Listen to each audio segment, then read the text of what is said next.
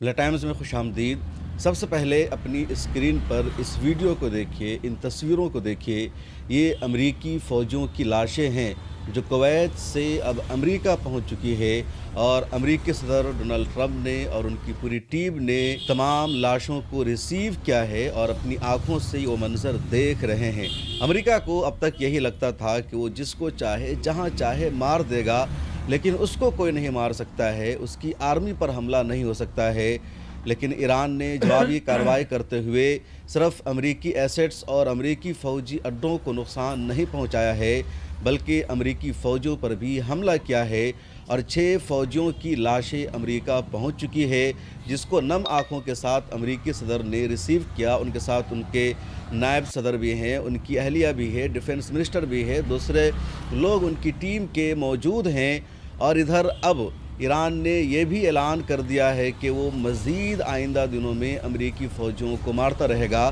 ایک تازہ خبر ہے کہ بحرین میں بھی ایران نے امریکی بحری بیڑا پر حملہ کر دیا ہے، اور اس حملے میں بھی مزید 21 فوجیوں کی ہلاکت ہو گئی ہے۔ تہران ٹائمز نے باضابطہ اس کا دعویٰ کیا ہے، IRGC نے بھی باضابطہ یہ دعویٰ کر دیا ہے، اور اگر یہ خبر سچ ہو جاتی ہے تو مزید 21 فوجیوں کی لاشیں امریکہ پہنچے گی امریکی سرزمین پر۔ اسی طرح ان تمام لاشوں کو انہیں ریسیو کرنے کے لیے آنا ہوگا۔ تہران ٹائمز نے یہ رپورٹ شائع کی ہے، جو ایران کا سب سے بڑا میڈیا ہاؤس مانا جاتا ہے، کہ بحرین میں امریکہ کا جو 5th فلیٹ سینٹر ہے، یہ کہہ لیجئے 5واں بحری بیڑا ہے مڈل ایسٹ میں امریکہ کا، اور اس پر ایران نے ایک بار پھر حملہ کیا ہے، اور اس حملے میں پورے بحری بیڑا کو ایران نے تباہ کر دیا ہے، اور وہاں موجود امریکی آرمیوں میں سے 21 کی ہلاکت ہو گئی ہے۔ یہ ایران کی IRGC کا دعویٰ ہے۔ اس کے علاوہ پچھلے دنوں میں بھی IRGC نے اسٹیٹمنٹ جاری کر کے دعویٰ کیا تھا کہ ایران کے حملے میں اب تک 560 سے زیادہ امریکی فوجیوں کی ہلاکت ہو چکی ہے۔ آج بھی خبر آئی ہے کہ کویت میں 2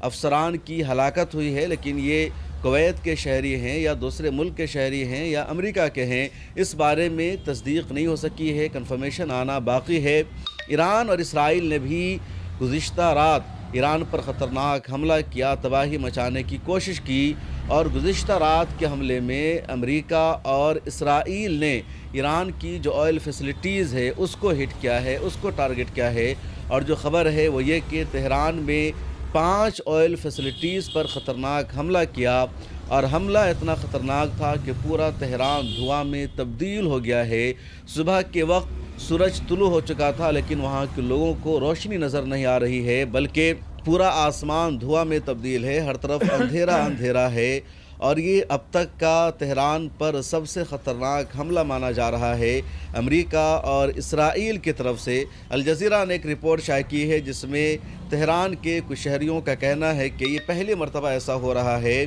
جب تہران میں